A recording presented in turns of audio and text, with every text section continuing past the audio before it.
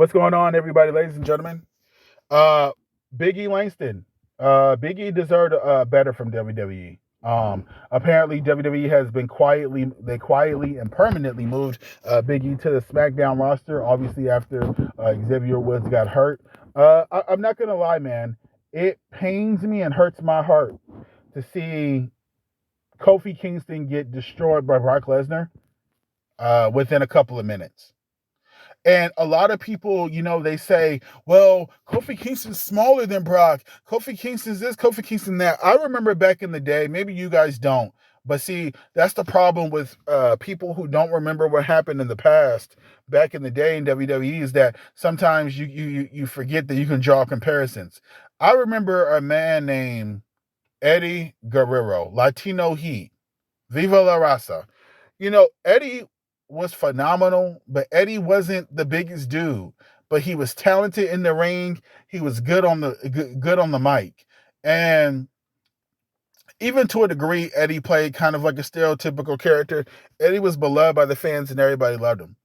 And I remember when Eddie went up against Brock Lesnar, and they had some great matches. Um, there's no way in hell that Brock Lesnar should have defeated Kofi Kingston within what, 13 or 30 seconds, or whatever the fuck it was. That was disrespectful. And it should have never fucking happened. Um, and I feel the same way about Big E. And it's an unfortunate situation where the two times that Brock Lesnar ends up defeating someone, it's against, I'm like, the only person he hasn't defeated is fucking Xavier Woods. And they're never going to give him the WWE championship, But in my personal opinion, man, I really am genuinely, I feel for Big E, and I'm upset that he didn't get the rightful justice in terms of being the WWE champion that he could have been. And what I mean by that is this. See, a lot of times, other people other than myself, that do wrestling reviews or people that have their websites and whatnot, people love to talk about, oh, you got to be a good wrestler and that's the way you'll get opportunities. Oh, you got to do this and that's the way. No. When you're a wrestler and the company decides to put the championship on you, it's the company's job to make, like, listen, it's your job as the champion to try to be the best champion you can be, but it's the company's job to try to make sure they book you as dominant and as good as they can. Because guess what?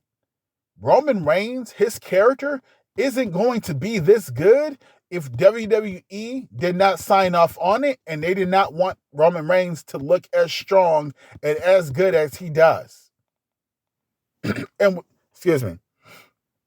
And we know that because when we look at people like back in the day, right? We look at like a Zack Ryder. When people get over organically without WWE's influence, what happens to them? WWE will push them or put them in a storyline and then have that said wrestler bury them because it's almost like a fuck you to fans. You don't get to dictate who the fuck we want you to cheer.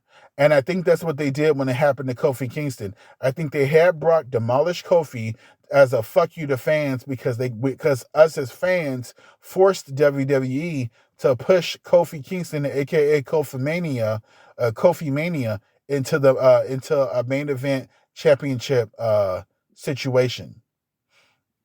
And so when it comes to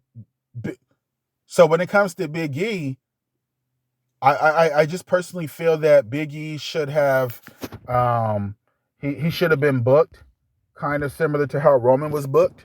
And honestly, I'm not gonna lie, I wish they would have allowed Big E to defeat Roman Reigns. And the reason why is because, again, I know a lot of people say, well, no, because Roman's at the peak of his career and all that. I don't care. If you want your WWE champion to look just as legitimate as your Universal champion, you have Big E win that match. It's a Survivor Series match. You have Big E win. Why? If Roman Reigns has been dominant all this time, but he loses to another dominant WWE champion, it's 1A and 2A or 1A and 1B. And then you're like, man, okay. Instead of oh no, we're just gonna have Roman just be dominant over everyone and win. Because guess what? Now that Big E is over on SmackDown, why would we want to see Big E versus Roman Reigns when Roman Reigns already defeated him when he was the top guy on Raw? He was the WWE champion. So we're supposed to believe that Big E, who was currently the WWE champion at the time, lost to Roman Reigns, but now that he doesn't have the championship, he's just gonna all of a sudden be a real legit contender and threat to Roman Reigns' championship? No, that's not realistic, man. Like, come on. So, I just thought they should have had Big E defeat Roman, and you could have just had Roman do the heel thing. If you want to protect Roman so bad, you could have just said the match was unsanctioned, or you could have just had Roman come out and be like, "I didn't lose because of XYZ." Hell, you could have even had the New Day help Big E win, even though he's a babyface. Whatever, you could have done multiple things, but to have Big E lose that match. Then he wins a couple of other matches, but then he also ultimately loses the WWE Championship to Brock Lesnar when Brock Lesnar wasn't even supposed to be in that championship match. But because Roman had COVID, it just kind of changed the plans. I don't fuck with that, man, because Big E, he's just from what I've been reading in the storylines and in the excuse me, not the storylines, but from what I've been reading to Big E's character, everyone's just giving him so much high praise. Like, oh man, Big E's just a phenomenal guy. And there's a lot of people in the backstage. I believe it was No DQ who reported this. He was talking about how there's no one that has anything bad to say about Big E. So it's kind of an unknown reason as to why they kind of demoted his singles run. Obviously, they paired him back up with Kofi, which isn't a bad thing. But, to be honest, man, I actually kind of hope that Big E and Kofi Kingston, I hope they turn heel. And I will say this, even though I am a fan of Big E and Kofi, I will say this. When it came to Kofi Kingston's WWE Championship run, I wish Kofi would have got rid of the pancakes. And I don't mean this as a joke. I really do. I wish he would have got rid of the pancakes and the bringing out pancakes and throwing on the fans and all that. Listen, Kofi Kingston coming out and, cheering, and slapping the fans' hands and smiling and stuff like that. That's cool. But, because he's a baby face. But coming out with pancakes and, and twerking and all that stuff. I wish that and obviously Kofi was sticking to what he knew and what has obviously moved a lot of merchandise. But I just wish Kofi would have kind of dialed back on that a little bit to kind of give a more serious approach to his championship reign. Because again, I don't know if Vince and them told him to still keep doing that or not. But if I was Kofi, I would have kind of got rid of that. Even with Big E, the gyrating, I kind of would have got rid of that.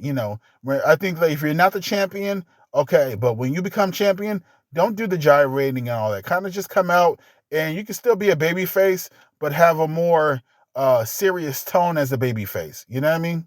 Instead of this kind of like, gung ho, happy go lucky kind of baby face kind of vibe. You know what I mean?